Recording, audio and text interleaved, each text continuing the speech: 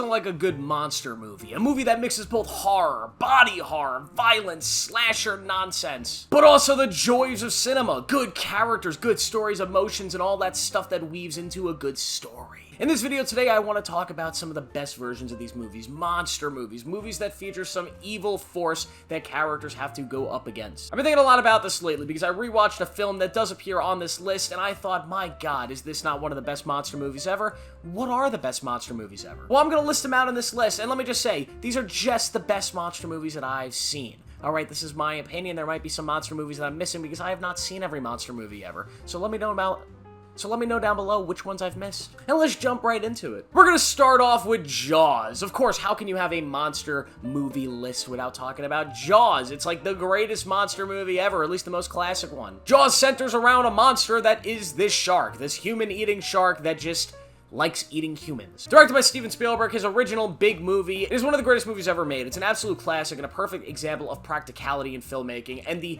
brilliance of Steven Spielberg and how good he was even at a young age. This film has some of the best set pieces in films. It has some of the best lines in films, like, I'm gonna need a bigger boat. The way they handle the shark is terrifying, and they accomplish the terror of the shark in different ways, through both the filmmaking, the incredible music, and also the gruesome violence. When people get killed in this movie, you feel like you're actually watching, like, death. It's bloody, it's gross, and you just don't want to see it. And that makes it feel like every other time there's a character in the water, or there's a character in danger, you feel the suspense in every moment that they are actually in danger. The film builds up to a classic Hollywood ending, like a big set piece in the third act that feels satisfying. It has characters that are easy to like and grasp onto. This is a phenomenal movie that has aged perfectly well. It is just unfortunate that the sequels kind of watered down how great this first movie was. Next up, we're gonna go over to Bong Joon-ho. Let's talk about The Host. Now, this is a movie that not enough people have seen. It's one of Bong Joon-ho's original films. It is a film about a gigantic monster that is just tormenting South Korea. And this is a film a lot of people don't like because the CGI on the monster is admittedly,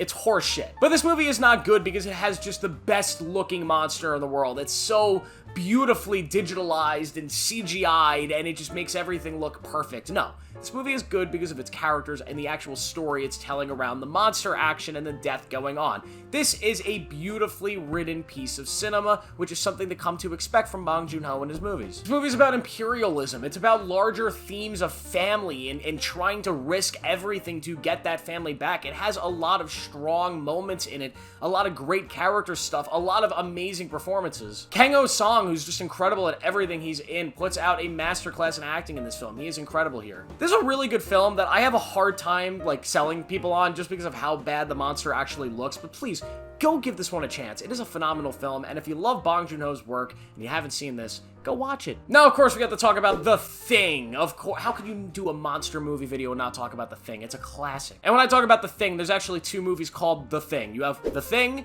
and then The Thing.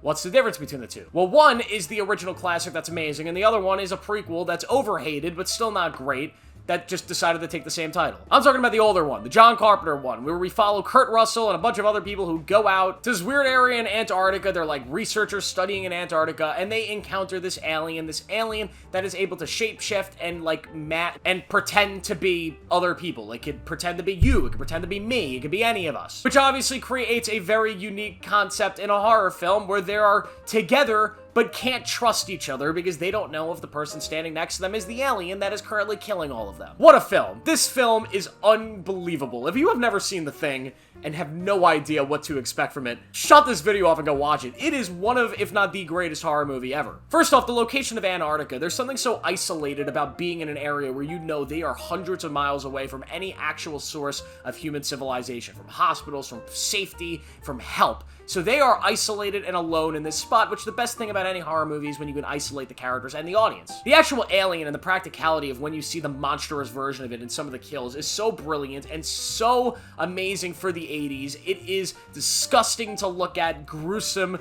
but just so effective. The sound design with it also is just so, I could hear it now thinking about it. Kurt Russell in this movie is so badass. I mean, he's so badass in this freaking movie. So badass. My god. We don't get in modern Hollywood characters like what Kurt Russell did in this movie. Just a badass motherfucker. That's his character. What is he all about? Well, he's a dude, and he kicks ass, and he's just awesome. He's cool to look at.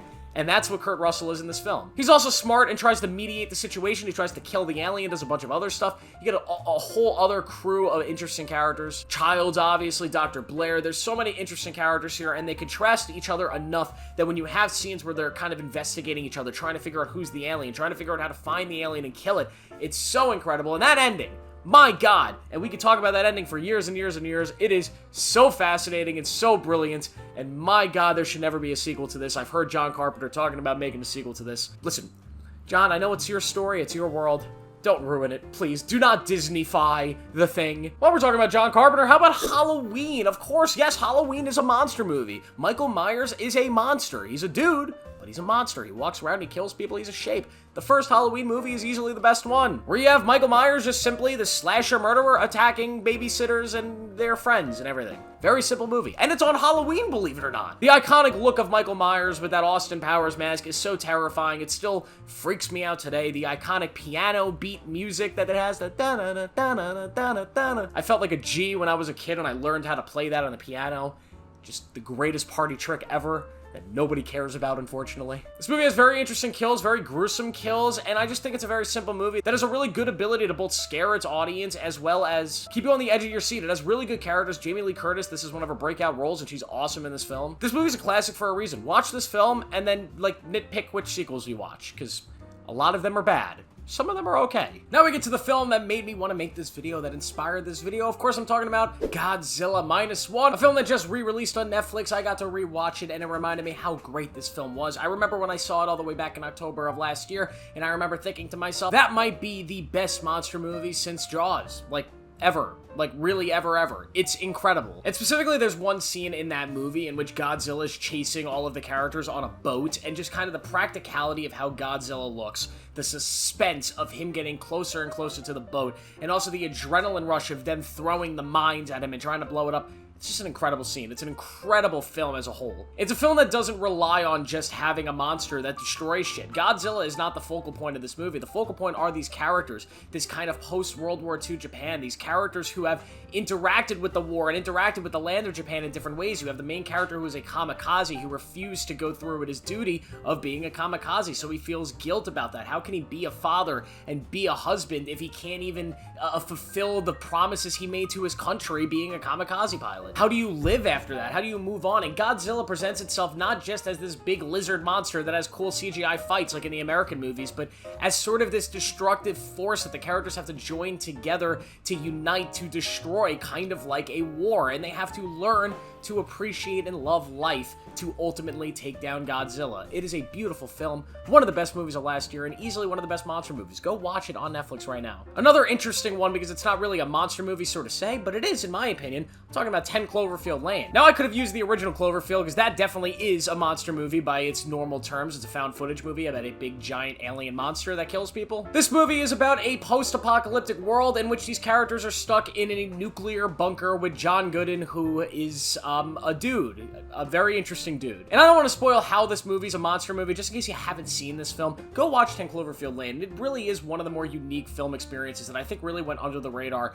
and underrated. It was not talked about enough when it came out, but it is a phenomenal film when it comes to building suspense. This film has you on the edge of your seat, nervous for these characters and the situations that they're in, and it also does a good job of being a small story, telling a small focused story that feels bigger because the world outside of this movie is huge and mysterious and interesting, and although you don't really get to see a lot of it, you do get to see enough that you feel that satisfied fulfillment that you get going into this movie. You have enough questions answered to feel fulfilled. And the third act of this movie doesn't really work for a lot of people. I enjoy it. I just think this movie as a whole is incredible. It's one of John Gooden's best pieces of work. Go watch 10 Cloverfield Lane. Now you might be thinking, where's Alien? I'm gonna be honest, guys. Here's my admittance here. Here's a confession that I did not know if I wanted to make on this channel.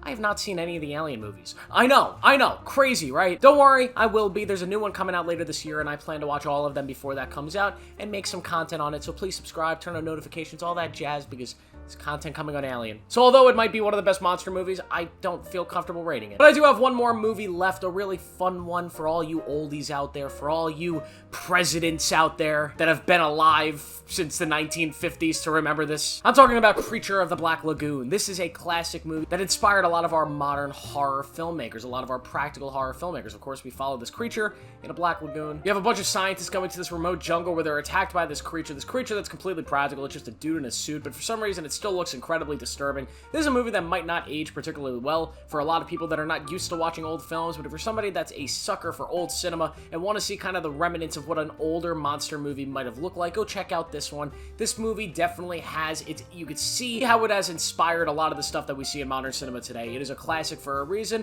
It is a solid movie, but if you don't like old movies, you're not gonna like this one. That's the video, guys. Go watch one of these monster movies. What monster movies did I forget down below? Let me know, because there's a billion of them, and I'm sure I missed one or two that's probably, you guys are seething, typing, how dare you miss this movie? I'm sorry, but let me know down below. Make sure to like this, subscribe for more, turn on notifications. I'll see you guys in the next one.